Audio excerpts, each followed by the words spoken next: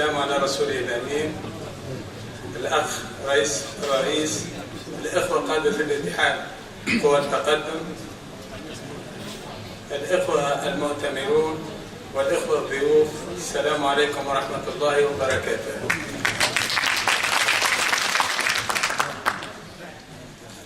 لقد فعلا لا أخفي عليكم أني لقد أعددت كلمة بشكل رسمي، ولكن الكلمات وخاصة يعني ما وجدته من أجواء في هذا المؤتمر تجعلني أني أرتجل كلمتي في إطار التفاعل مع ورد من كلمة السيد الرئيس وبقية الضيوف.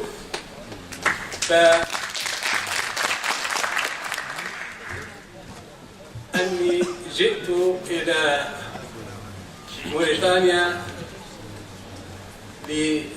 لإعجابنا بالمدرسة السياسية الموريتانية، وهي كانت مدرسة سباقة وكنا نرقبها من داخل السجون لتجربتها الجبهوية.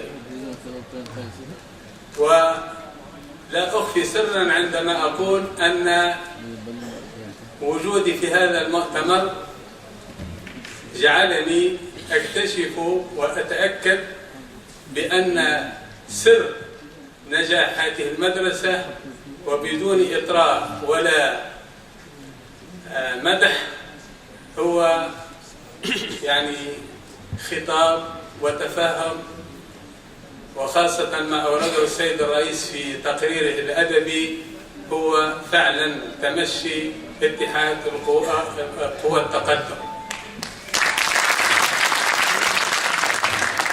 لماذا أخص هذا الحزب بالذكر؟ لأن في تونس كثيرا ما اكتوينا بقوى تدعي التقدمية، فعلا كثيرا ما اكتوينا من قوى تدعي التقدمية، ولكن لأن داء الأمة الآن كما كان داء العالم سابقا هو الاستقطاب، فداء الأمة العربية اليوم وخاصة القوى المعارضة وخاصة يعني دول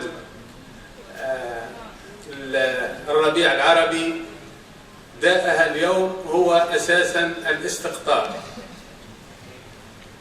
وهذا الاستقطاب لا يمكن معالجته إلا بمثل ما ورد في خطاب السيد الرئيس.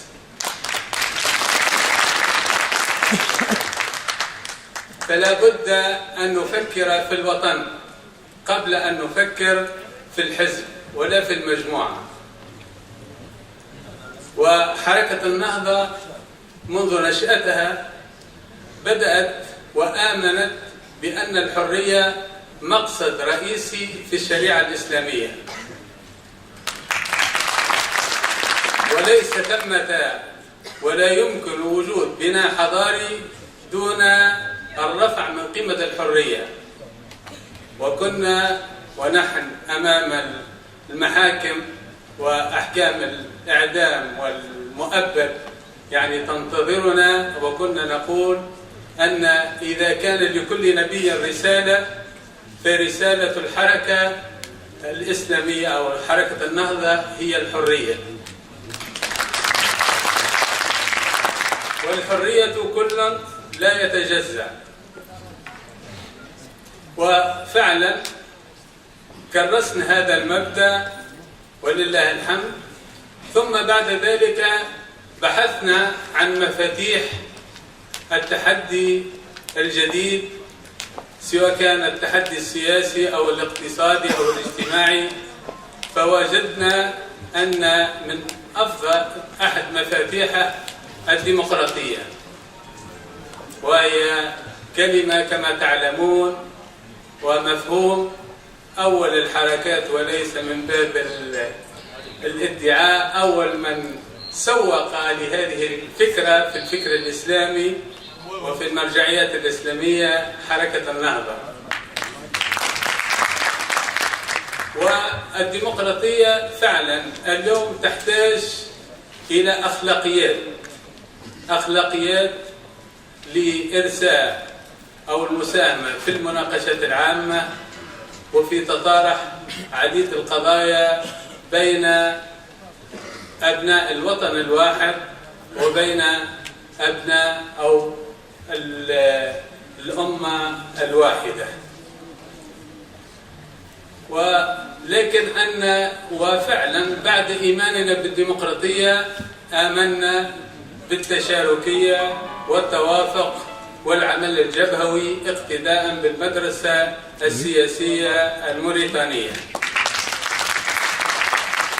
وكرسنا هذا الخيار منذ السبعينات، وخاصة وأخيرا في جبهة 18 أكتوبر التي ساهمت كثيرا في فضح وتعرية نظام الاستبداد قبل الثورة، إلى أن جاءت الثورة فرفعت شعار وهو شعار الحرية والكرامة. فبمجرد إعلان عن النتائج دعونا كل القوى إلى تشكيل حكومة وحدة وطنية دون النظر إلى نتائج الصندوق، ولكن وللأسف لم يلبي هذا النداء ما عدا حزبان المؤتمر والتكتل. ومع هذا ونحن الآن بصدد تقييم وتقويم سنة من الإنجاز، لا نقول وفعلا لقد عجبني وليس مدحا السيد الرئيس عندما ذكر أخطأنا في كذا وأخطأنا، وفعلا اليوم أن من باب الفخر ومن باب أن يقول الإنسان قد أخطأت في الموضع الفلاني أو في الموضع الآخر. نقول سنة من التقويم، لا نقول أنها سنة يعني ناجحة بقدر فيها كثيرا من الأخطاء وكثيرا من النواقص.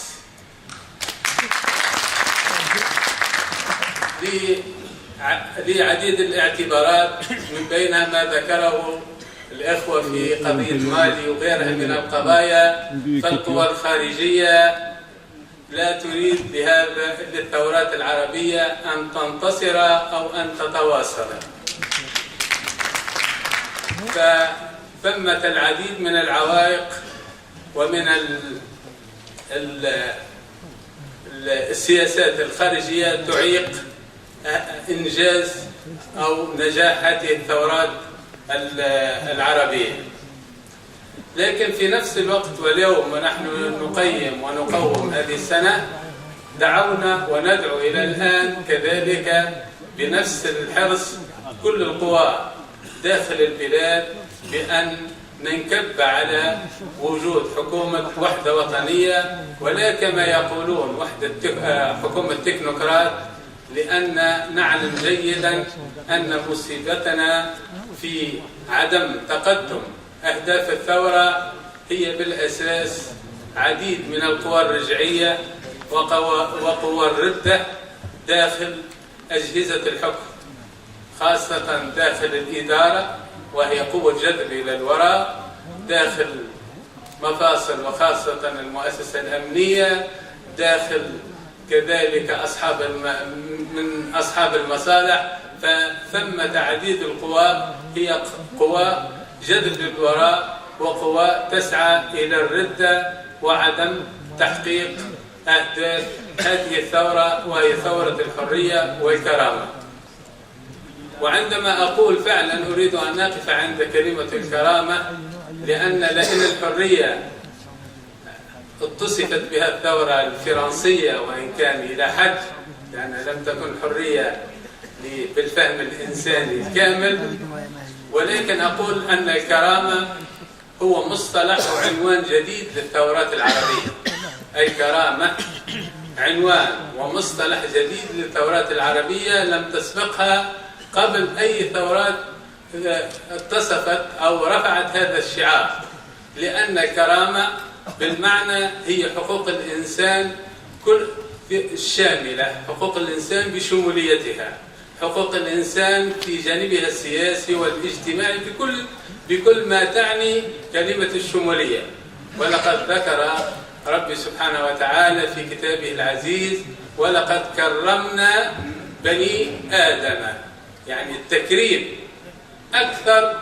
وكلمة مصطلح الكرامة هو أقوى من الدفاع عن مجرد حقوق الإنسان كما رفعته بعض ربما القوى الأخرى أو بقدر ما وفعلا كلمة الكرامة هنا يعني مصطلح سامي ويتطلب من أجل إنجازه